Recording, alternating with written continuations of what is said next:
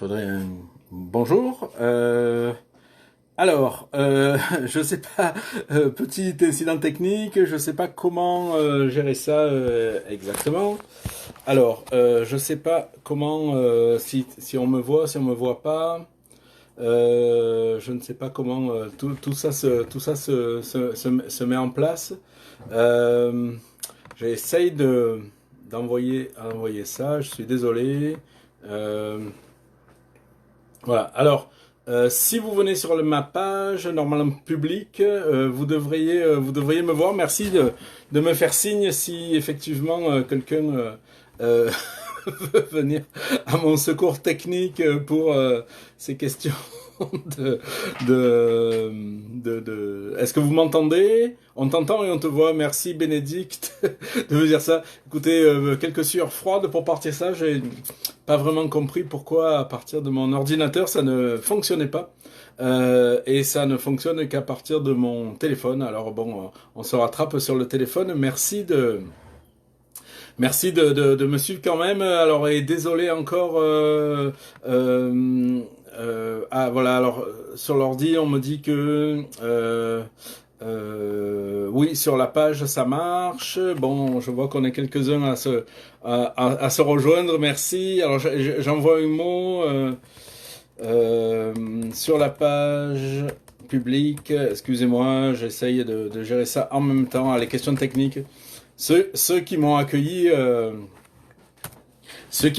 pour des conférences savent que mon angoisse est toujours liée aux questions techniques. Moi, quand j'ai à mettre un PowerPoint, que le micro est branché, ça y est, pour moi, le plus gros du travail est fait, le plus gros de l'inquiétude est réglé. Donc, merci de me suivre. Je suis désolé de ce retard-là. Alors, pour pas parler technique tout le long, voilà, je voulais faire ce live parce que je voulais qu'on puisse discuter, qu'on puisse en tout cas poser des questions.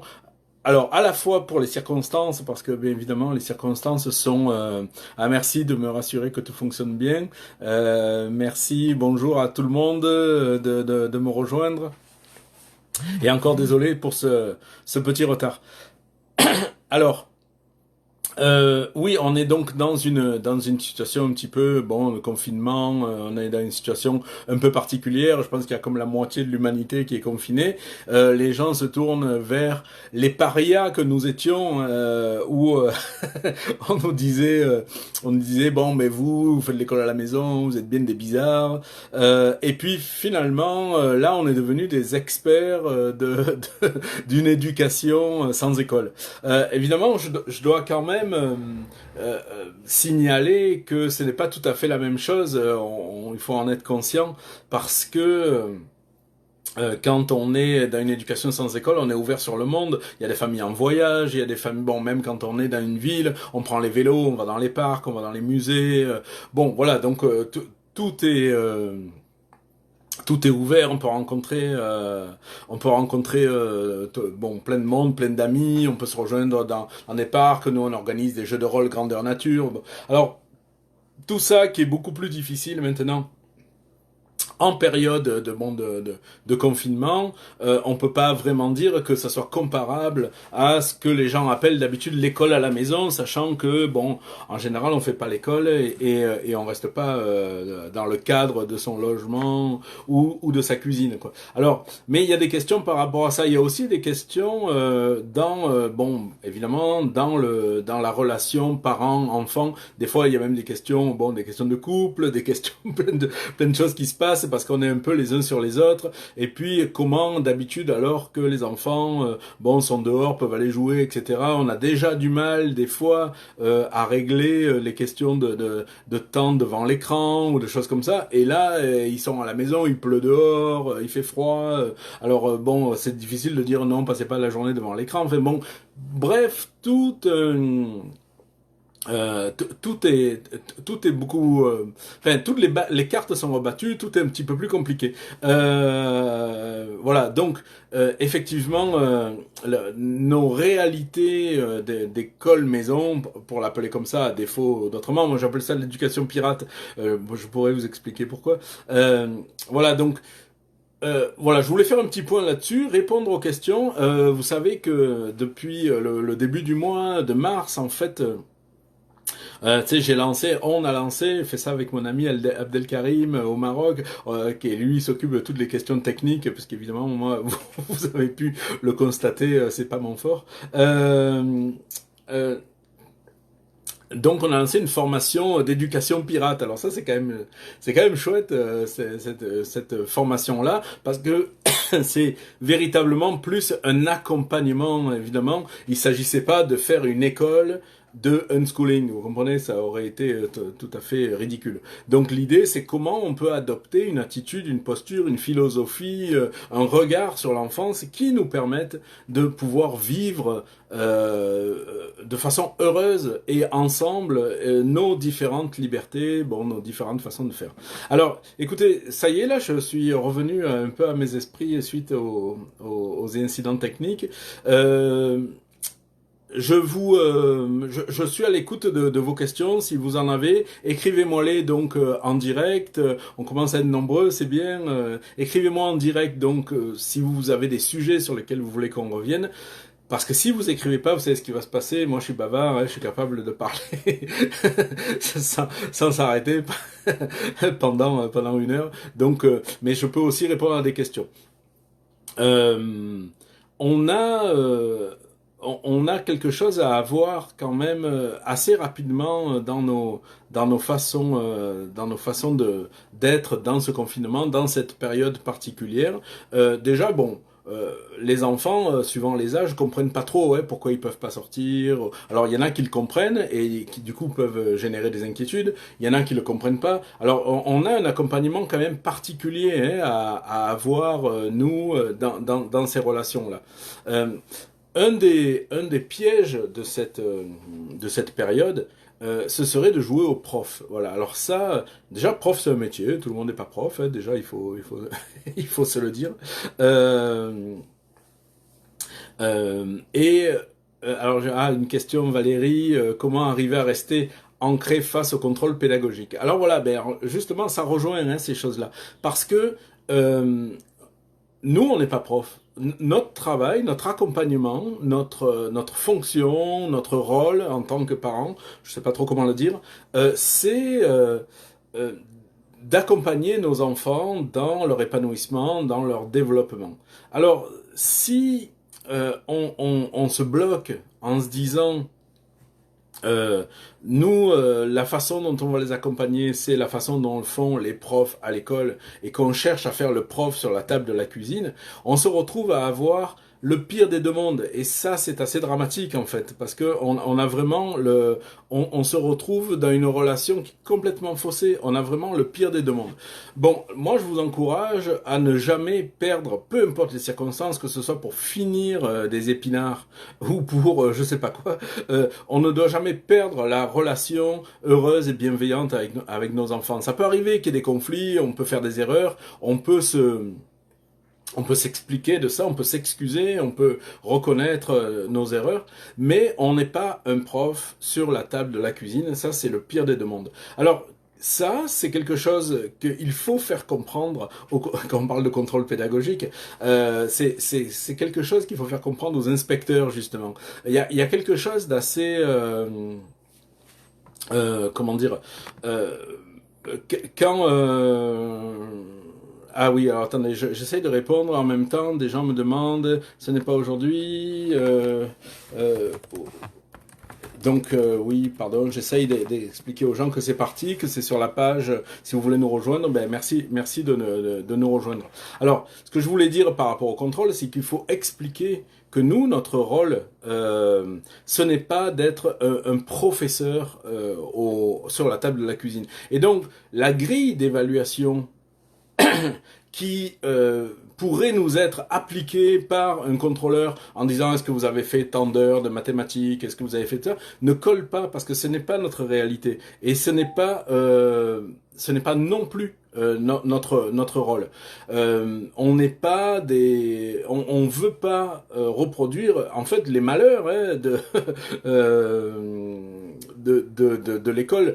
C'est pour ça que le confinement scolaire et le confinement de la maison peut être rapproché. C'est-à-dire que pendant les cours, si l'école était sur la Lune, finalement, ça changerait pas grand-chose parce que les enfants sont confinés de force dans l'école. Et là, les enfants sont confinés de force à la maison. Mais c'est évidemment pas ça qu'on veut vivre. C'est pas ça qui nous rend heureux d'être confinés, que ce soit à l'école ou à la maison. Alors ne reproduisons pas les travers de l'école à la maison. Et quand un inspecteur arrive, en fait, croyez-le ou non, pour revenir à la question, quand un inspecteur arrive, il est mort de trouille, en fait. C'est aussi bête que ça. Il est mort de trouille parce que il se retrouve à devoir jouer un jeu qui n'est pas du tout le sien, en fait. Il ne sait pas qu'est-ce qui se passe dans nos maisons, et il est dans un environnement éducatif qui n'est pas qu'il ne contrôle pas en fait, dans lequel il n'a pas de pouvoir supérieur. Alors il est mort de trouille. Si les parents l'accueillent en étant mort de trouille à leur tour, le conflit est inévitable. Donc il faut le rassurer, il faut lui demander de quoi il a besoin. Ça, il faut en prendre soin de notre... Alors je réponds à Valérie, non, c'est pas du tout hors la loi de faire ce qu'on appelle l'école à la maison. C'est hors la loi dans très très peu de pays comme l'Allemagne, même s'il y en a quand même beaucoup qui le font. Mais sinon, dans tous les États américains, au Canada, dans toutes les provinces du Canada, en France, en Angleterre, en Espagne, en Suisse, en Belgique. Alors en Suisse, ça dépend des cantons, c'est plus ou moins encadré, mais enfin, ce n'est pas... l'école n'est à peu près obligatoire nulle part en fait. Souvent, évidemment, ça ne veut pas dire qu'on doit négliger nos enfants, bien sûr, mais on peut en prendre soin ailleurs que dans une école. Alors, j'attire aussi votre attention sur la question de l'inspection. On attaque directement sur des sujets compliqués, sur le fait qu'on s'est tiré nous-mêmes dans le petit monde de l'école maison une balle dans le pied. En fait, on peut même s'en tirer deux, une dans chaque pied, comme ça, il y a égalité, c'est équitable. Alors, si vous dites à un inspecteur ou à des gens dans la rue, on fait l'école à la maison, alors il va croire que vous recréez le dispositif scolaire à l'intérieur de votre cuisine. Et ça, ben forcément, après il va falloir assumer, parce que si c'est un dispositif scolaire, alors il faut des fiches, des évaluations, bon, tout ce qui fait partie du dispositif scolaire. Mais si par opposition ou par réaction, en fait, vous lui dites, en fait, nous, on fait les apprentissages libres et naturels. En fait, vous venez de vous tirer une balle dans l'autre pied. Parce que nous, entre nous, on se comprend, on sait ce que c'est les apprentissages libres et naturels. Mais lui, il pense que vous allez sortir votre enfant sur la pelouse le lundi matin, et pour la récupérer le vendredi soir. Parce que quand on parle d'apprentissage libre, naturel, autodirigé, ou tout ce que vous voulez, tous ces vocabulaires qu'on s'est développés, eh ben, excusez-moi, je lis les questions en même temps. Alors voilà, alors quand on utilise ce vocabulaire que finalement tout le monde s'est développé, chez nous l'apprentissage libre et naturel, pour lui ça ne veut rien dire en fait, parce que ces appellations ne désignent jamais la place de l'autre. Où est l'autre en fait? C'est-à-dire le parent, le frère, le prof de judo, le mécanicien, le boulanger, etc., etc. On ne sait pas où sont les autres. Alors c'est bien beau de dire les apprentissages libres et naturels, mais ça ne parle pas à des gens qui ne font pas partie de notre paradigme éducatif. Enfin voilà. Alors c'est pour ça qu'il faut pouvoir désigner les choses autrement. Moi j'ai parlé d'éco-éducation, d'éducation pirate. Alors oui, il y a des gens plus ou moins ouverts, il y a des inspecteurs qui, eux, sont de vrais pédagogues. Alors ils ont une curiosité pédagogique, ils ont une vraie curiosité pédagogique, et eux, ils veulent voir, ils veulent comprendre comment on fonctionne, parce que justement, ils sont en recherche, ils sont véritablement, c'est des chercheurs, ils ont pris ces habitudes-là, ils sont en recherche. Bon, alors eux, ils sont faciles à convaincre, mais les autres, c'est pas évident. Euh, la question de la peur, on va y revenir beaucoup, hein, parce que c'est une question qui est vraiment primordiale en fait là-dedans. Nous, en tant que parents, on a toujours peur qu'il arrive quelque chose de pas bien à nos enfants, ou que pour leur avenir on n'ait pas pu les préparer assez, qu'on n'ait pas réussi à leur donner ce qu'il fallait pour qu'ils puissent finalement se développer, etc. Alors nous-mêmes on est euh, nous-mêmes, on est pris un petit peu dans ces angoisses et il faut les gérer. C'est pour ça que moi j'encourage une éducation, écoutez, ça c'est important, hein, une éducation qui rend tout le monde heureux. Moi je veux que les parents se réalisent, soient heureux, soient confortables. Parce que au moins, quand les parents sont libres, heureux et confortables, ils foutent la paix à leurs enfants. S'ils sont frustrés, s'ils sont inquiets pour leur propre vie, pour leur propre avenir, euh, en se disant ben moi j'ai pas assez travaillé, j'ai pas pu faire ça, alors toi il faut que tu travailles. Alors on vient de rajouter une exigence de plus, une peur de plus sur le dos de l'enfant qui non seulement doit réussir sa vie, mais en plus de réussir sa vie, doit réussir la vie que ses parents n'ont pas eu en fait. Alors ça devient évidemment dramatique, c'est trop lourd à porter pour un enfant, hein. Donc on doit vraiment faire en sorte que l'harmonie soit familiale. Le bonheur et la liberté ont ça en commun que ce ne sont pas des tartes à partager. Pour faire une histoire courte, vous savez, à la Révolution française, par exemple, qui a irrigué la pensée de pas mal de gens sur la planète, à la Révolution française, on s'est dit, bon, ben c'est l'abolition des privilèges. Erreur grave, ça n'a jamais été l'abolition des privilèges, ça a été le fait qu'il y avait le roi ou le seigneur qui avait son petit terrain pour chasser, eh bien chacun a pu devenir le petit roi et le petit seigneur de son petit terrain pour chasser. Donc ça a été le fait de répandre les privilèges plutôt que de les abolir. Alors, on n'a pas fait une forêt publique dans laquelle tout le monde pouvait chasser, on a fait des petites forêts privées, vous voyez, donc c'est un peu ça, quoi. Alors, évidemment, mon petit terrain privé sur lequel j'étais mon petit seigneur, s'arrêtait là où commençait celui de l'autre, parce il y avait des frontières, en fait, hein. Euh, et du coup, ces frontières-là, on s'est dit, je vais répondre, Alex, je vais répondre à la question qui dit, oui, mais alors quand c'est l'inverse, quand on fait un métier qui nous passionne et que voilà, on a peur d'être privé de cette chance, eh ben c'est la même réponse que je peux faire. Voilà, c'est-à-dire que notre terrain qui s'arrêtait à la frontière du terrain de l'autre, euh, finalement, nous a inculqué une vision de la liberté qui était comme une espèce de gâteau, voilà, qu'on devait se partager. Et évidemment, si ma part est plus grosse, alors je vais en prendre à quelqu'un d'autre, quoi. Et donc ma part de gâteau, de tarte, s'arrête où commence celle des autres. Et alors on s'est dit bon ben ça doit être ça pour la liberté, ça doit être ça pour le bonheur. Et donc mon bonheur s'arrête, s'arrête ou commence celui des autres. Vous voyez, donc comme des parts de tarte. En fait, on n'a pas le choix. Je vais répondre à la fois aux aspirations des enfants et aux aspirations des parents. On n'a pas le choix. Euh, on doit être libre et heureux ensemble. Parce que si on n'est pas sur le même bateau, c'est pour ça que j'utilise l'image de la piraterie aussi, si on n'est pas sur le même bateau, si on n'arrive pas à être heureux, à se trouver des espaces, c'est comme dans un couple, vous comprenez? On pourrait résumer ça à deux personnes. Quand on est dans un couple, si toi tu travailles, moi je peux pas, si toi tu fais ça, moi je peux pas, alors c'est toi ou c'est moi, eh ben, vous comprenez que votre couple il va exploser, c'est normal, parce que c'est pas un ou l'autre, ça peut pas être ça. C'est forcément un et l'autre. Voilà, c'est un et l'autre. Donc, euh, moi j'ai eu deux enfants, bon vous le savez, deux garçons qui ont maintenant 13 ans et demi et 10 ans.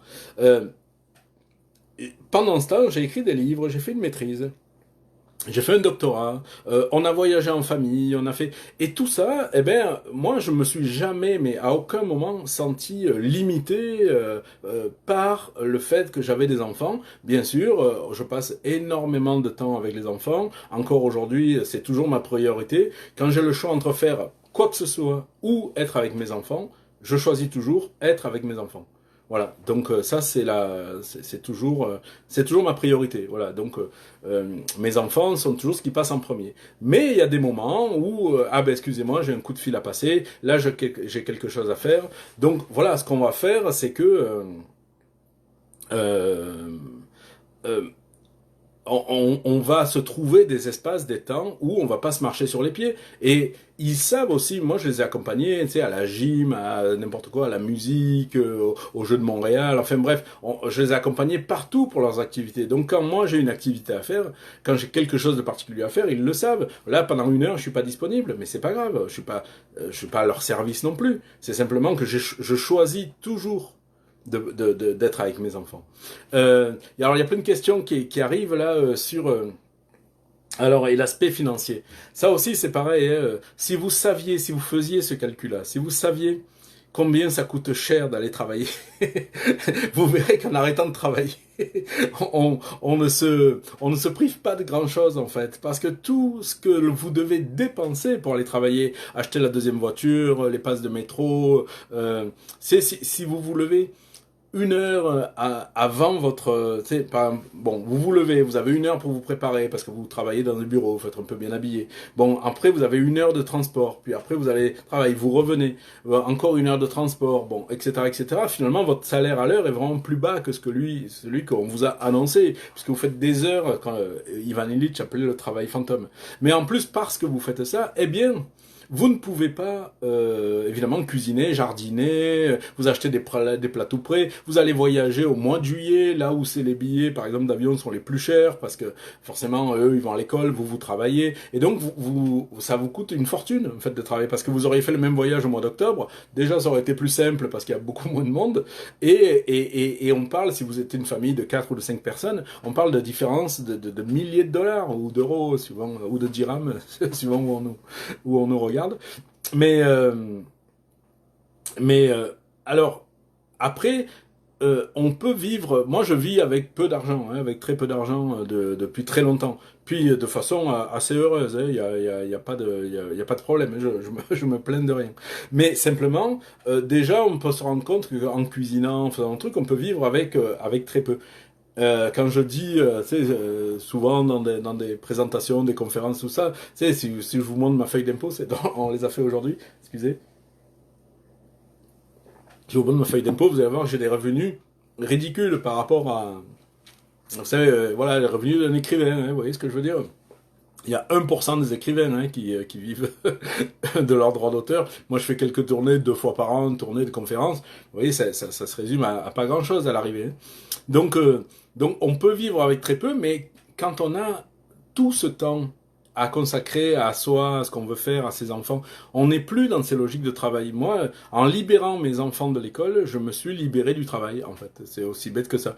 C'est-à-dire que je ne suis plus à attendre la retraite. Bon, alors vous savez, quelqu'un qui a immigré au milieu de sa vie, qui est écrivain, la retraite, déjà, il fallait pas trop qu'il y compte. Mais je me pose plus ces questions-là, quoi. Donc, il faut se réinventer un modèle d'être heureux autrement, ailleurs, ensemble. Et c'est pour ça que je parle de piraterie. Hein. C'est tout à fait dans cette logique-là, quoi. Alors, j'essaye de prendre les questions au vol. Il y a des questions, il y a des commentaires, il y a des gens qui se font coucou entre eux, c'est super. Mais j'essaye je sais pas si j'ai oublié des questions. Qu'est-ce que des gens qui me demandent ah oui, si on veut faire des études universitaires. Ah oui, alors ça, ben écoutez, alors là, je suis très très à l'aise pour répondre à ça, dans le sens où moi, par exemple, évidemment, quand je dis par exemple, c'est pas à titre exemplaire, hein, c'est à titre de illustratoire, hein, d'accord, c'est pas du tout à titre exemplaire. Mais bon, vous le savez, certains, j'ai une maîtrise en éducation, un master, comme on dit en France. En bon français, on dit master. Pour le reste de la francophonie, on dit maîtrise. J'ai un doctorat donc en éducation, mais je n'ai pas de licence pour les Français, pas de bac pour les Québécois, d'accord? C'est pas que j'ai pas un bac ou une licence en éducation. Hein. C'est-à-dire que j'ai pas les 3-4 premières années d'études. Au Québec, c'est 4 études en sciences de l'éducation. C'est 4 études, c'est 4 ans d'études pour avoir ce qu'on appelle la licence, enfin ce qu'on appelle le bac et ce qu'en France on appelle la licence licence. Bon, ben moi j'ai sauté ça, je l'ai sauté. Ce qui fait que comme j'ai fait ma maîtrise en 15 mois et mon doctorat en 2 ans, en 3 ans et demi à peu près, bon ben j'avais un doctorat, et tout en ayant eu par ailleurs 2 enfants en même temps, hein, vous voyez, donc je veux pas mettre la pression, Alice, si tu nous regardes, je veux pas te mettre la pression sur le fait de rendre ton mémoire à temps, mais euh, mais voilà, on peut faire plein de choses, et donc je suis passé par des chemins détournés, je suis pas passé tout à fait par la porte, je suis un peu passé par la fenêtre. Ça aide pas à avoir des subventions, des bourses et tout ça, parce que les gens comprennent pas votre parcours. Bon, mais ça, on a l'habitude, hein, nous qui faisons l'école maison, qu'on ne comprenne pas notre parcours. Et, et donc, voilà, donc il y a toujours moyen, vous savez, que les grandes universités comme Harvard, mais aussi comme bon McGill ou d'autres, ont créé des cursus où ils acceptent les enfants sur portfolio en fait, des enfants qui n'ont pas fait leur, leurs études régulières, voilà, normales dans l'école, quoi. Donc, si vous voulez, on est dans les universités, on est dans le monde des idées. Voilà. Alors, les gens sont quand même friands d'avoir des personnes qui sont passées par d'autres types de cursus et qui ont, je vois encore mes enfants, vous savez que mes enfants, pour ceux qui sont pas au courant, sur décision de tribunal, qu'on parle de la violence du système, ont été obligés d'aller à l'école. C'est pas de retourner à l'école, ils y étaient jamais allés, mais d'aller à l'école. Et bon, ils sont dans des écoles alternatives, mais les profs me disent encore aujourd'hui, ah ben c'est quand même génial parce que vos enfants, ils ont toujours une forme de pensée, une façon de vivre les choses qui est complètement différente des autres. Ils ont toujours une façon une originalité que plein d'autres n'ont pas, etc. Alors voilà. Donc les universités sont friandes de ces qualités-là, hein. Donc ils acceptent, vous inquiétez pas. Et de toute façon, je vais vous dire un truc, ça va déballonner un petit peu les angoisses. Les enfants, comme les miens, par exemple l'âge des miens, vont avoir, tu sais, ils vont faire 35 métiers dans leur vie là. Non, moi j'exagère, mais ils vont faire 15 métiers dans leur vie, dont 12 qui n'existent pas encore. C'est donc, vous savez, les gens qui m'ont éduqué ne connaissaient pas Internet, hein, ça n'existait pas. On est encore au Minitel, vous voyez ce que je veux dire. Donc, si vous voulez dire que les gens qui m'ont éduqué voulaient me préparer au monde qui allait venir, ils en avaient aucune idée en fait. Ni de la vie que j'allais avoir, ni du monde dans lequel on allait vivre. Et bien pour nos enfants, c'est un peu pareil. Vous savez, apprenez-leur à cuisiner, à faire un feu et à poser une étagère, à changer une roue, à réparer un vélo. Ça, vous êtes à peu près sûr que ça va leur être utile. Le reste, on verra. Alors on me demande, Jeanne qui me demande, si on commence tard après un passage à l'école, les enfants sont habitués au système, ils attendent une reconnaissance sociale de leur apprentissage. Ben oui, c'est normal. Mais ça, je veux vous dire, c'est pas juste à l'école, hein. Si, en fait, un enfant est toujours attentif à ce que pense de lui un référent primaire. Donc il y a moyen de mettre ce type d'exigence sur la tête d'un enfant, qu'on soit à l'école ou qu'on soit à la maison. L'école, ça en est fait un métier, ça en est fait une profession. Mais bonjour nouveau arrivé. Euh, euh, et donc nous, l'idée c'est pas de reproduire cette exigence-là envers nos enfants. On estime qu'il faut à peu près 1 mois de non-école pour se soigner de 1 an d'école. Vous voyez ce que je veux dire? Voilà, c'est-à-dire que quand l'enfant a appris à être lui-même, ce qu'il croit être lui-même, dans le regard de l'adulte, dans la valorisation de l'adulte, à travers l'assentiment de l'adulte, alors évidemment, ben, ça prend du temps avant de s'émanciper de ça, quoi. Tom, merci pour la question. Est-ce que tu sais à quel moment tu as senti que tu étais devenu un pirate de l'éducation? Mais tout le temps, en fait. Moi, j'ai jamais été heureux dans le système scolaire, hein, vraiment, j'ai jamais été heureux, et notamment en tant qu'enfant, hein, à l'école, je comprenais pas trop ce qui se passait. J'ai fini par comprendre que finalement toutes les qualités qu'on me demandait, je les avais pas, et toutes les qualités que j'avais, on me les demandait pas. donc, on finit par croire qu'on est nul en fait, parce que nos qualités, elles sont jamais mises en valeur, elles sont jamais demandées. Mais mais tout ce qu'on vous demande, par contre, ça, vous savez pas le faire. Alors évidemment, c'est un truc à vous rendre fou, vous voyez, cette affaire-là. Alors au bout d'un moment, il faut arriver à se comprendre, à se connaître, à s'auto-estimer autrement qu'à travers le regard d'exigence de gens qui nous obligent à marcher avec des chaussures qui nous vont pas, quoi. Voilà. Hein. On nous demande aussi, on me demande, ben, et quand on est une famille monoparentale. Alors attention, moi, je suis très très très délicat là-dessus. Euh, Monoparental, si je comprends, c'est qu'il n'y a qu'un parent. La plupart sont des familles, des couples séparés, en fait. Comme moi, dans ma situation, je ne suis pas monoparental, je suis dans la situation de parents séparés. D'accord? Ce qui n'est pas tout à fait la même chose qu'être monoparental. Je sais très bien qu'il y a des situations aussi où un des deux parents a disparu de la circulation et donc là, la personne qui reste est monoparentale. Il ne reste plus qu'un parent dans la vie des enfants. Mais ce qui n'est pas tout à fait le cas dans des couples séparés. Je fais attention à ce petit abus de langage. Ben moi j'ai vécu ça pendant des années en fait. Quand on s'est séparés et avant qu'ils retournent à l'école, j'ai eu un 3 ans où j'étais tout seul avec mes enfants. Eh bien oui, j'ai dû inventer la vie qui va avec. Et là, moi, je suis de peu de secours, vous voyez, par rapport à votre propre situation. Parce que je ne sais pas, moi je pourrais vous dire, écoutez, j'ai une formule, elle marche super bien, je vous demande de l'appliquer, vous allez voir. Vous allez devenir écrivain, vous allez faire un doctorat et écrire des livres sur l'éducation, et vous allez pouvoir faire des conférences et des formations un petit peu voilà, à travers la francophonie. Vous allez voir, on n'est pas très riche, mais on a du temps et puis on est bien. Je pourrais vous dire ça, mais vous comprenez que ce serait idiot. Parce que votre situation, vos qualités, vos compétences, votre vie, votre environnement, il est particulier, il est idiosyncrasique, hein, comme on dit, c'est-à-dire il n'appartient qu'à vous. Et donc, à partir de là, vous devez vous trouver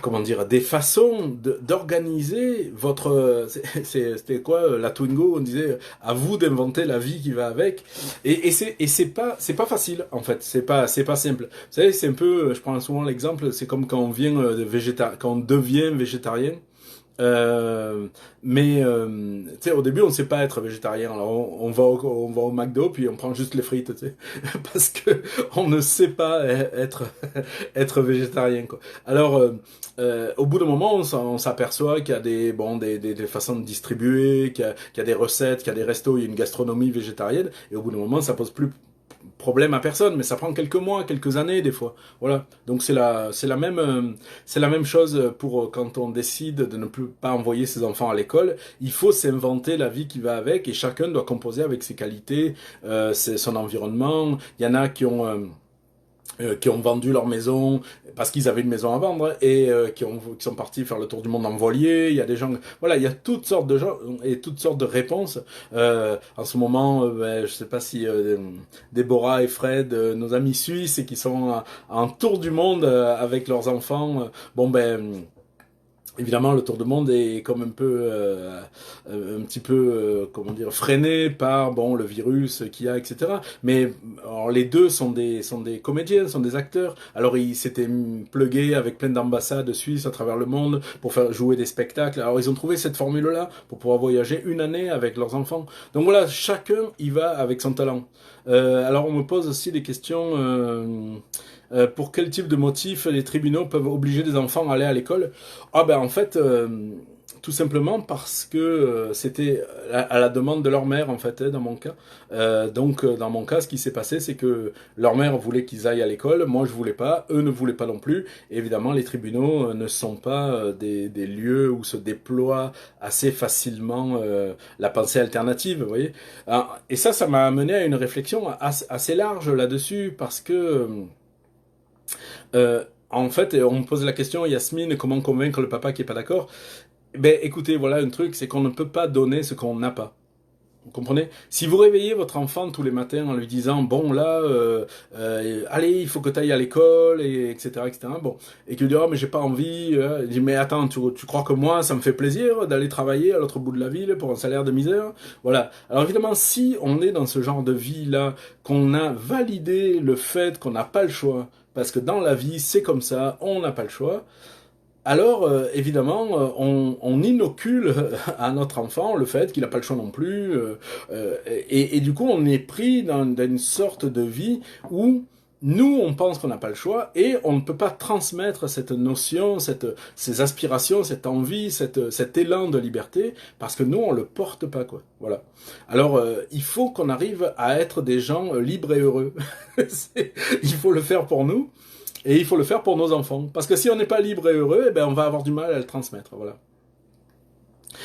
Et oui, ça demande des deuils. Hein, ça demande des deuils parfois par rapport à peut-être une carrière qu'on pouvait s'être imaginé. Mais vous savez, je vais vous dire un truc là-dessus. On se ment aussi beaucoup à nous-mêmes. Hein, des fois, souvent, quand on dit ah ben moi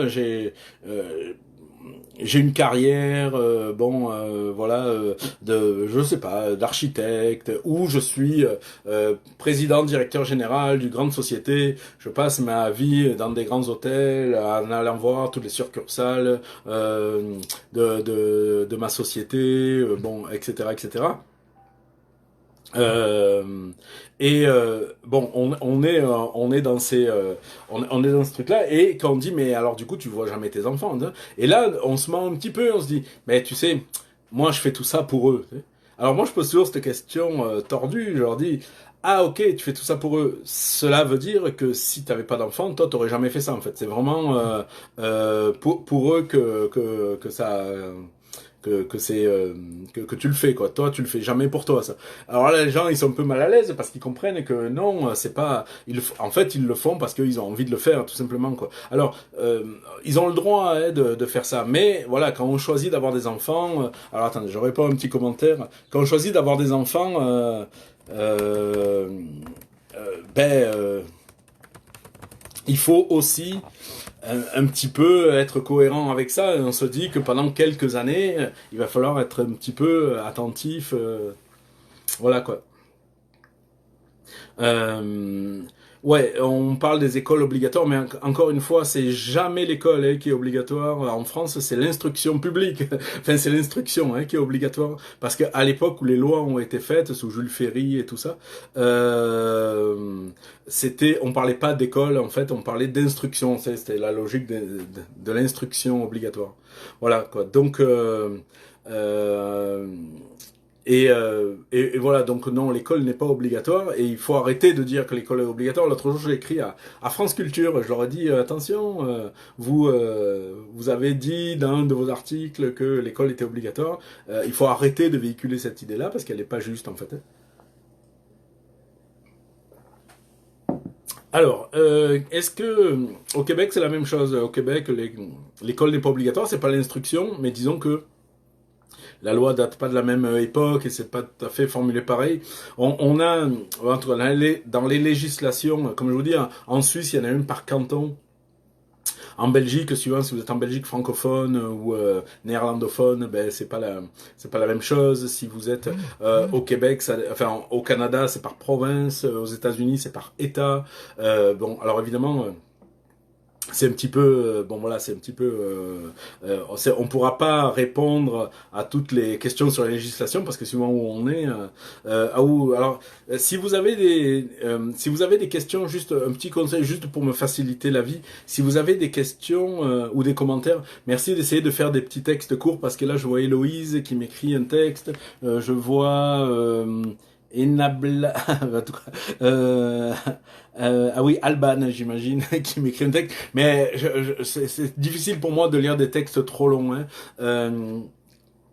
Le, si je lis comment dire en résumé bon les questions qui se posent par rapport voilà on demande souvent la compétence parentale hein, se dit ouais faire l'école à la maison c'est bien beau mais moi si j'ai déjà de la difficulté à écrire si moi je suis pas compétent là-dedans comment est-ce que je peux l'enseigner alors là écoutez-moi il va falloir que je vais essayer de faire ça pas trop compliqué mais je vais peut-être traumatiser quelques personnes attention, soyez prêts. Euh, il y a le paradigme de l'enseignement et il y a le paradigme de l'apprentissage. Et c'est pas du tout la même chose. Je vais vous donner deux citations rapides. Vous voyez, Confucius disait plus le maître enseigne, moins l'élève apprend. Et Bouddha disait si tu trouves ton maître sur ton chemin, tue-le. Voilà, donc, vous voyez que l'enseignement et l'apprentissage sont deux paradigmes non seulement très différents, mais en plus opposés. Alors, je vais vous expliquer ça. Vous savez, un enseignant, son métier, peu importe l'école, que ce soit, bon, son métier est de ne jamais laisser l'enfant apprendre par lui-même. En fait, c'est de ne jamais laisser l'enfant être lui-même, tout simplement. C'est-à-dire que qu'est-ce qui rend heureux un enfant, on va dire, allez, un enfant de 8 ans, une petite fille de 8 ans, de 10 ans, bon, peu importe. Qu'est-ce qui la rend heureux? De chanter, de danser, de jouer, de courir, de crier, de grimper, de se déguiser, etc., etc., etc. D'accord? Bon, toutes sortes de choses. D'aller dans la nature, etc., etc.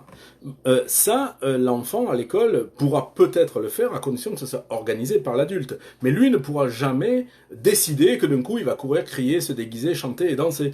Cette petite fille-là dont je parle pourra pas le faire. Et si ça arrivait, le directeur monterait vite dans le couloir, il irait voir la prof et il dirait mais qu'est-ce que tu fous? Comment ça tu n'es pas en contrôle de ta classe? Voilà, le métier d'un enseignant est de ne jamais laisser l'enfant être lui-même. En fait, c'est aussi bête que ça. Et souvent, les parents, encore une fois, sont prêts à tout pour leurs enfants. Moi, je me plais à penser que les parents aiment leurs enfants, évidemment. Les enfants sont prêts à tout pour leurs enfants, sauf à les laisser être eux-mêmes. C'est la même chose. Beaucoup de parents sont prêts vraiment à se sacrifier, à passer des heures, à leur payer des cours de je sais pas quoi, des psychologues ou je sais pas quoi, mais jamais à laisser les enfants être eux-mêmes. En fait, tout simplement. Et ça, c'est compliqué. Alors, cette domination-là, adulte, en fait, fait en sorte... je vais prendre un exemple, bon, c'est un exemple que je prends quelquefois, je vais essayer de me faire comprendre par rapport à ça. Imaginez, on est dans une école, il y a un professeur, d'accord, qui décide d'aller visiter un musée égyptien, mais c'est un vieux professeur à l'ancienne, vous savez. Alors, du coup, ils arrivent dans la musée, la partie où il y a les vitrines, vous savez, avec les petits écriteaux, puis il dit, bon, ben là, vous voyez, enfin vous voyez pas parce que la vitrine est trop haute, mais l'artefact numéro 832, trouvé dans la vallée du Nil en 1933 par l'allemand Gunther, je sais pas quoi, là. Bon, les enfants, au bout de 5 minutes, ils ont décroché, ils en peuvent plus. Les...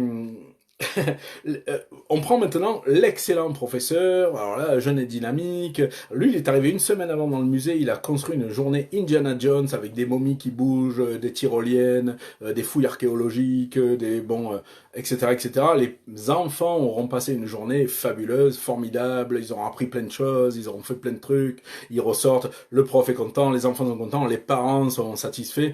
Écoutez, c'est la belle vie, c'est parfait. Alors, ces deux professeurs-là ont en commun un petit point, c'est que aucun des deux ne sait comment auraient appris les enfants et ce qu'auraient appris les enfants s'ils n'avaient rien organisé. Que ce soit le bon ou le mauvais, là, d'accord. Bon, je fais des catégories là, mais ils ne savent pas ce qu'auraient appris les enfants et comment ils l'auraient appris s'ils les avaient laissés tout seuls toute la journée dans le musée. Alors, il aurait fallu pour ça que le prof dise bon ben voilà, le musée est là, le café des artistes il est en face. Moi je vais être au café des artistes si vous avez un problème. Merci, bonsoir, on se voit ce soir quoi. Voilà. Et à ce moment-là, les enfants, tu vois, finalement, viendraient à 5 heures rejoindre le prof qui a bu des bières toute la journée au café des artistes. Et là, il pourrait leur dire, alors, qu'est-ce que vous avez fait aujourd'hui? Vous avez appris quoi? Qu'est-ce que vous avez vu? Et là, mais comment vous avez fait ça? Mais vous étiez en équipe, vous étiez à plusieurs, vous étiez chacun dans votre coin, comment vous avez fait? Et là, à ce moment-là, le professeur pourrait savoir comment apprennent les enfants. Mais il peut pas savoir comment apprennent les enfants puisqu'il a passé sa journée à enseigner. Vous comprenez? S'il n'était pas au café et qu'il faisait sa journée Indiana Jones, il a passé sa journée à enseigner. Donc il ne peut pas savoir comment les enfants auraient appris. Vous voyez la nuance? Donc enseigner et apprendre sont non seulement deux choses très différentes, mais qui sont même parfois opposées. Alors une fois qu'on a compris ça, La question de savoir de comment je vais enseigner à mon enfant les mathématiques, la grammaire ou je ne sais pas quoi, eh ben, ne se pose plus. Parce que je vais vous dire une phrase magique, ce n'est pas moi qui enseigne, c'est eux qui apprennent. Voilà. Et maintenant, par l'exemple que je vous ai donné, vous pouvez comprendre que l'enfant peut apprendre sans avoir à passer par ce processus d'enseignement. Voilà. Mais je comprends que c'est pas évident hein, comme posture. Écoutez, c'est aussi pour ça que on a créé avec mon ami Abdelkarim une formation d'éducation pirate. Euh, on a créé cette formation-là parce que pour certains parents, et je le comprends tout à fait, c'est bien d'être accompagné, voilà, de pas être laissé tout seul. Voilà, j'envoie une lettre, mes enfants à partir de demain n'iront plus à l'école, merci, bonsoir. Et là, je me retrouve au quotidien avec mes enfants et je sais pas comment m'y prendre. Souvent, ben, vous savez, comme un jeune prof, je vais me cacher derrière mes fiches, mes devoirs, mes préparations, mon calendrier, récréation à 10h15. Bon, je vais faire toutes ces erreurs-là et c'est normal. On a le droit de faire des erreurs. Les enfants nous pardonnent beaucoup, c'est ça l'avantage, c'est qu'on a le droit de faire des erreurs. Euh, et puis, bon, mais si on est accompagné et qu'on a réussi à se faire un peu une tête, comme on dit au Québec, avec ces apprentissages naturels, qu'on sait que l'enfant n'a pas le choix. En fait, il va apprendre tout simplement parce que il est fait pour apprendre. Comme nous, hein. C'est pas juste l'enfant, les adultes aussi. Hein. Écoutez, si demain je déclare c'est la journée où vous n'apprenez rien, demain, d'accord, on fait ça, d'accord. Demain, 3 avril, c'est ça. Demain 3 avril, c'est la journée sans apprentissage. Vous voyez. Donc c'est impossible, voilà, on peut pas ne pas apprendre. D'ailleurs, ils me font rire en France, là, même au Québec, hein, quand ils parlent, les ministres de continuité pédagogique. Alors là, il y a le ministre en France qui a découvert un concept, mais alors, vraiment, on se demande d'où il a sorti ça. La société apprenante. En fait, il est en train de nous expliquer que finalement, en dehors de l'école, on peut faire partie d'une société avec ses parents, le garagiste, le boulanger, le prof de judo et les grands-parents, et que ça, c'est un contexte d'apprentissage, qu'on est dans une société apprenante. Alors écoutez, merci monsieur le ministre d'avoir découvert ça. Euh, j'ai raté plusieurs questions. Alors attendez, je sais pas. La question de Priscilla concernant la manière d'accompagner les enfants dans leurs jeux et intérêts. Ah oui, ça c'est important. Alors voilà, parce que nous on a tellement peur que les enfants apprennent pas, parce que vous savez, l'école nous apprend que c'est à l'école qu'on apprend. Donc on a tellement peur que les enfants apprennent pas que on a quand même regardé une conférence de Thierry Pardo. Et alors on s'est dit ouais je vais foutre la paix à mes enfants voilà je vais attendre que ça vienne d'eux. Mais là bon les enfants ils jouent aux jeux vidéo, ça fait comme une semaine qu'ils sont avachis sur le canapé et que bon voilà et là on se dit bon alors qu'est-ce qu'ils font ça y est ils veulent apprendre ils veulent pas apprendre. Moi on m'a dit que les enfants ils apprenaient tout seuls. Puis là il y a un enfant qui dit ouais je me demande un petit peu les dinosaures comment ça faisait.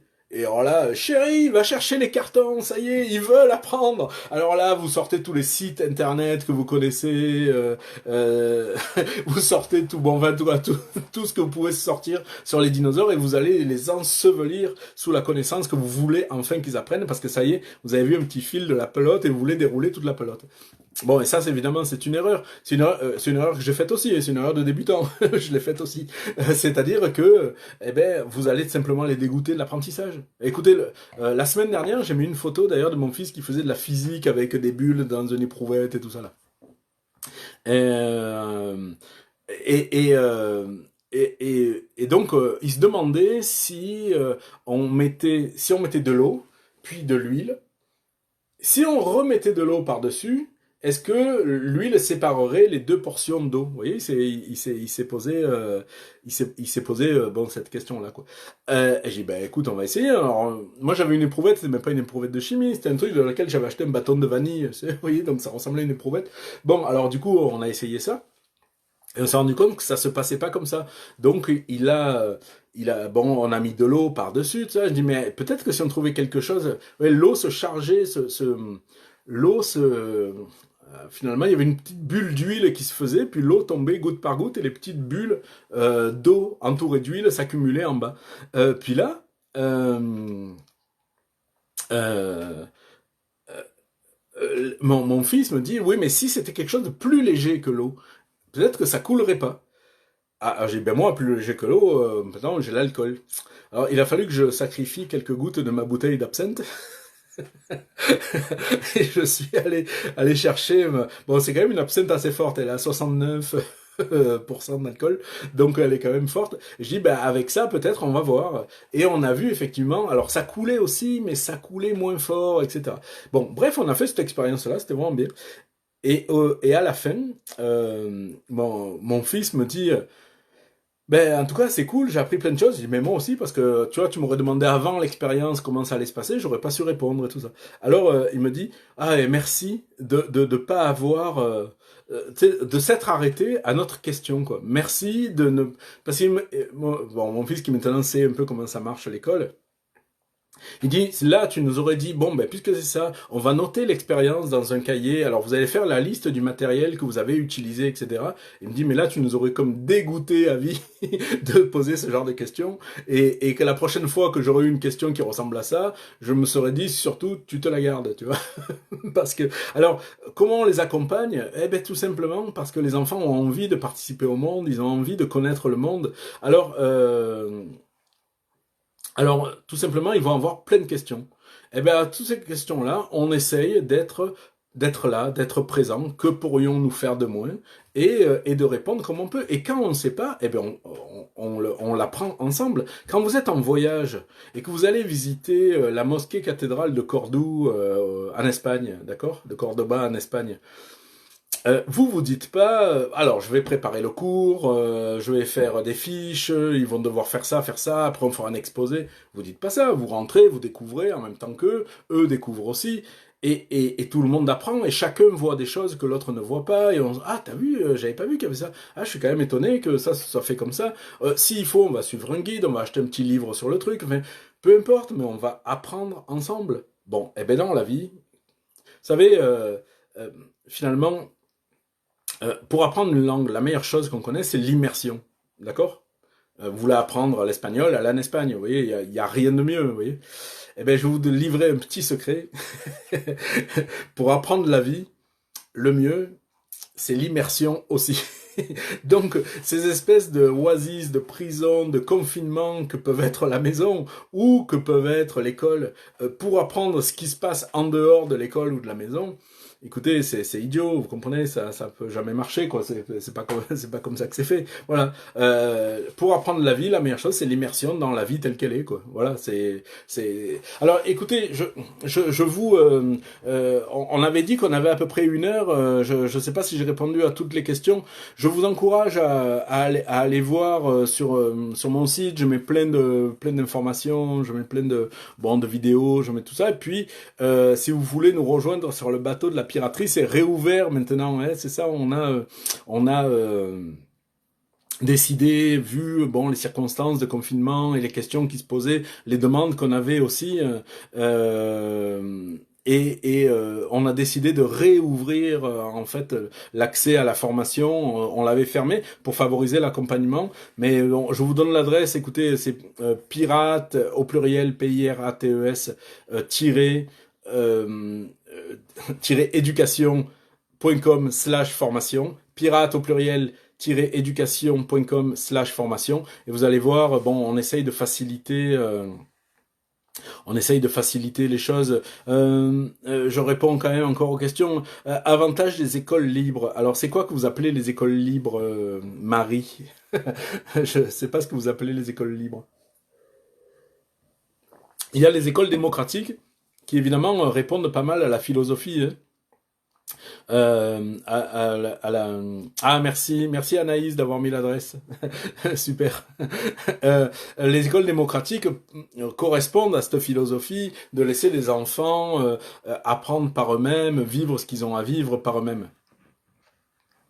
Mais sinon, dans les écoles alternatives, par exemple, bon, mes enfants sont dans des écoles enfin, alternatives.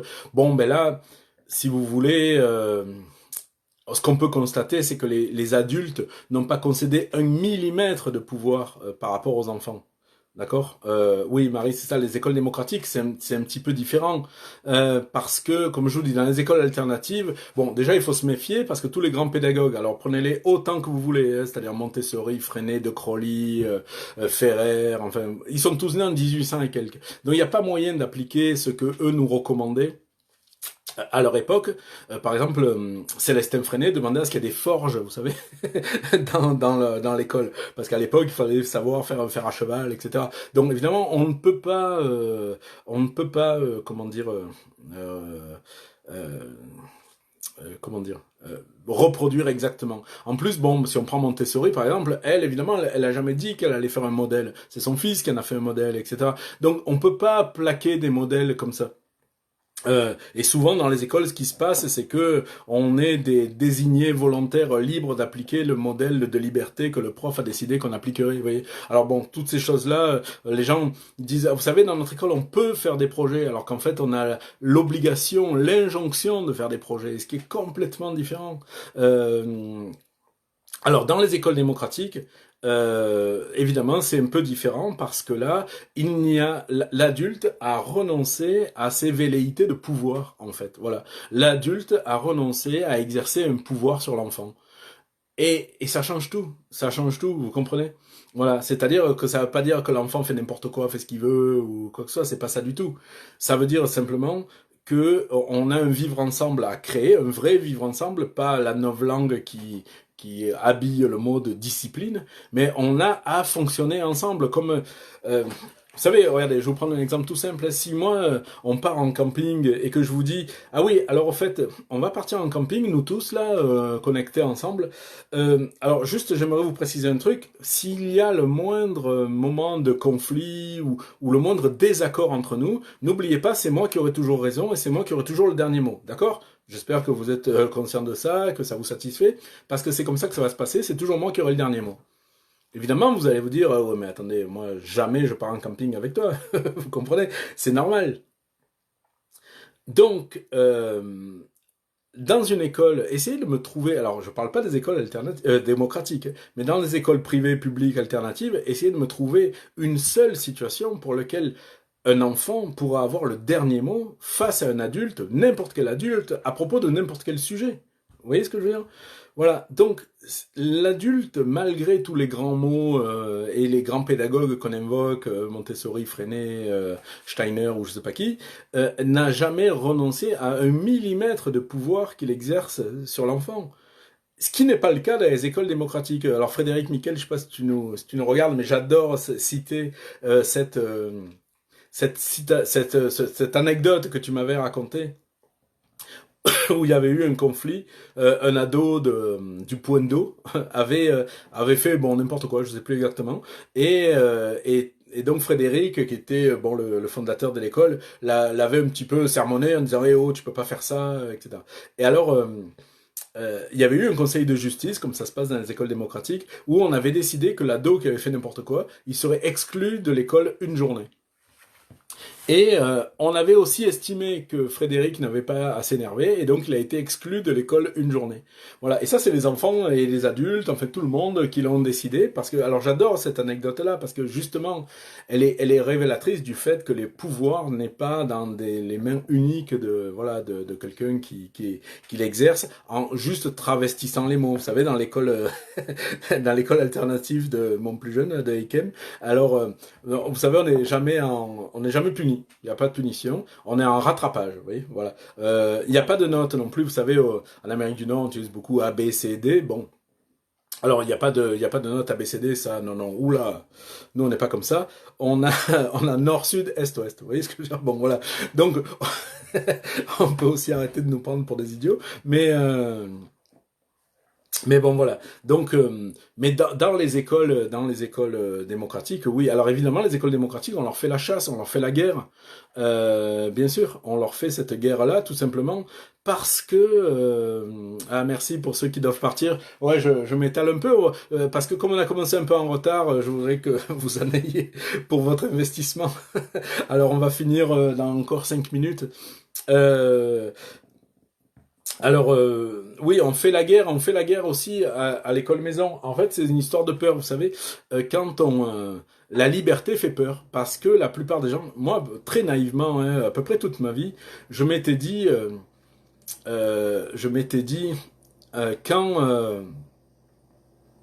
les gens ont le choix entre liberté et sécurité, bien évidemment qu'ils prennent toujours liberté. Erreur grave de ma part, erreur de débutant encore. Euh, les gens choisissent beaucoup, oui c'est ça, le processus de conformation, c'est ça. Ils choisissent beaucoup, en fait, la sécurité et se conformer à des modèles. Alors, quand vous avez passé une vie où vous vous êtes conformé, qu'on vous a encouragé à vous conformer, vous avez été le bon élève, vous avez eu les bons points, vous avez eu les subventions, vous avez fait tout ce qu'on vous a dit, on vous a encouragé dans cette spirale-là de conformité, vous avez été le premier de la classe de votre vie. Alors là, d'un coup, vous voyez passer quelqu'un qui lui dit, bah alors moi je fais pas du tout comme ça. Vous voyez, moi j'ai vraiment un autre rapport au monde, un autre rapport à la vie. Moi alors le travail, ah ben non, non je travaille pas. L'école, ah ben non, mes enfants vont pas à l'école. Alors là, du coup, panique. Vous voyez ce que je veux dire? On m'aurait donc menti. Vous voyez ce que je veux dire? Bon. Mais alors pourquoi lui il s'accorde ses libertés que moi je m'accorde pas? Vous voyez ce que je veux dire? Bon, eh ben c'est ça. Alors évidemment, on essaye de mettre des bâtons dans les roues de ceux qui se sont accordés ce genre de liberté illégitime en fait. Voilà. Alors souvent, moi je vois la juge, tu sais qu'on a eu. Bon, elle était hyper performante, 40 ans, juge, sa fille première de la classe, elle, à la petite pause d'une heure qu'on avait à midi, elle allait faire du yoga. Bon, voilà, donc c'était voilà, elle était dans cette logique de performance. Alors évidemment, quand il a fallu expliquer que nous on se levait quand on se levait, puis on apprenait quelque chose qu'on avait envie et que on se levait qu'on avait plus sommeil, évidemment, c'était quelque chose qui pouvait absolument pas lui arriver au cerveau, vous voyez ce que je veux dire? Donc c'est ça. Et du coup, on dit, oh là, ça va des rétro satanas, c'est quoi ces gens qui sont libres? La liberté fait peur, voilà, c'est aussi bête que ça. Alors oui, on se fait harceler, que ce soit dans le cadre de l'école maison, dans le cadre des écoles démocratiques, tout simplement parce que voilà. Alors, on me demande si l'intervention sera en replay. Et alors, écoutez, si techniquement j'arrive à faire en sorte qu'elle le soit, elle le sera. Mais voilà, c'est comme voilà, je suis pas trop voilà au niveau technique. Bon, on va essayer qu'elle le soit. On va essayer qu'elle le soit. Et oui, oui, le couple sécurité-liberté. Bon, ben, vous savez, on pourrait finir comme ça. C'est que on a commencé en disant, vous savez, le confinement qu'on a aujourd'hui, euh, c'est euh, c'est ça ressemble à l'école maison. Et en fait, il y a quelque chose de totalement différent avec l'école maison. C'est que le confinement qu'on vit aujourd'hui, il est basé sur la peur. Il est basé sur la peur. Alors que l'école maison, c'est basé sur l'amour. C'est basé sur l'amour qu'on a de nos enfants, sur le temps qu'on veut passer, qu'on veut vivre ensemble. Donc, on n'est pas sur ces questions de peur. Voilà. Donc, le confinement auquel on nous astreint aujourd'hui, ou auquel on astreint nos enfants dans des écoles, est basé sur la peur. Tout simplement. Voilà, la peur de ne pas y arriver, la peur de ne pas savoir s'en occuper, la peur de ne pas avoir le temps de travailler, la peur. Le confinement est basé sur la peur, tous les confinements, quoi. Voilà. Non, j'ai jamais regretté ce choix, Alex. J'ai jamais regretté ce choix parce que comment... Alors, est-ce que vous connaissez quelqu'un qui, sur son lit de mort, au soir de sa vie, se dit ah, moi, ce que je regrette vraiment le plus dans ma vie, c'est d'avoir passé trop de temps avec mes enfants quand ils étaient jeunes. Vous connaissez quelqu'un qui dit ça? Ça n'existe pas. Vous voyez ce que je veux dire? C'est comme quelqu'un qui regretterait d'avoir voyagé. Ça n'existe pas. Voilà. Donc, voilà. Voilà. Donc, vous avez la possibilité en ce moment d'expérimenter cette éducation de proximité. Faites-en quelque chose d'heureux, faites-en quelque chose d'harmonieux. Ne forcez pas vos enfants à manger quand ils n'ont pas faim ou à se lever quand ils ont encore sommeil. Ne les astreignez pas dans leur chambre avec la porte fermée en disant ne sors pas de là tant que tu n'as pas fini ton exercice de mathématiques. Vous voyez, ça n'a aucun sens. Ça n'a aucun sens. Voilà. Euh, voilà, donc on doit se construire des cocons d'amour, des cocons de sécurité, des cocons de confiance. Il faut qu'on arrive à se rassurer chacun, à ne pas être dans ces peurs-là. Et vous allez voir que quand même, on parlait de l'inspection, quand l'inspecteur débarque et qu'il voit des enfants libres, heureux, qui n'ont pas peur, alors évidemment ça change tout. Voilà, ouais, ouais. Anne qui dit la vraie pandémie, c'est une pandémie de peur. Mais oui, mais oui, ben oui, ben oui, ben oui, c'est sûr, voilà. Donc, voilà, on essaye de se construire ces environnements. Écoutez, j'adore cette phrase d'Ivan Illich, et je terminerai là-dessus, qui disait, il faut... allez, donc je vous raconte l'histoire au complet parce que ça vaut le coup. Ivan Illich, il a passé sa vie à combattre l'institutionnalisation du monde. Puis il y avait un autre de ses amis qui avait à peu près le même âge, j'allais dire Ramin Farangui, mais non, c'est Majid Ranema, Euh, mais Ramin peut-être aussi, mais Majid Ranema qui lui avait travaillé toute sa vie à l'ONU sur des programmes de développement, etc. Et alors, ils se sont retrouvés les deux à 80 ans en Allemagne à discuter. Et ils se disent, mais alors comment on peut changer le monde parce que on a échoué chacun à notre façon, quoi. Et Ivan Illich répond, la seule façon dont on peut changer le monde, écoutez bien cette phrase parce que pour moi je me la dis tous les jours, écoutez bien cette phrase, la seule façon qu'on a de changer le monde, c'est de créer ces micro-espaces dans lesquels on peut s'entendre sur la poursuite du bien. Voilà. Alors, je vous encourage, chez vous, à la maison, oui, oui, c'est le même Illich qu'une société sans école, c'est ça, de créer, je vous encourage à créer ces micro-espaces dans lesquels vous pouvez tous ensemble, avec vos enfants, vous entendre sur la poursuite du bien. Et il y a quelque chose qui m'a fait vraiment chaud au cœur, c'est une famille qui s'est inscrite à la formation d'éducation pirate et qui m'a dit, vous savez quoi, on la vit, on la suit avec nos enfants. Et leurs enfants, ils n'ont pas 17 ans, là, leurs enfants, ils ont 6, 7 ans. Et ils ont vu les vidéos, tout ça, ils ont dit, ben nous aussi, on veut suivre cette formation-là avec vous. Et si vous arrivez à vous retrouver autour à vous coller sur le canapé et à vous entendre sur ces micros-espaces, et sur le bien qu'on peut s'y faire, eh ben écoutez, voilà, c'est le pire que je puisse vous souhaiter.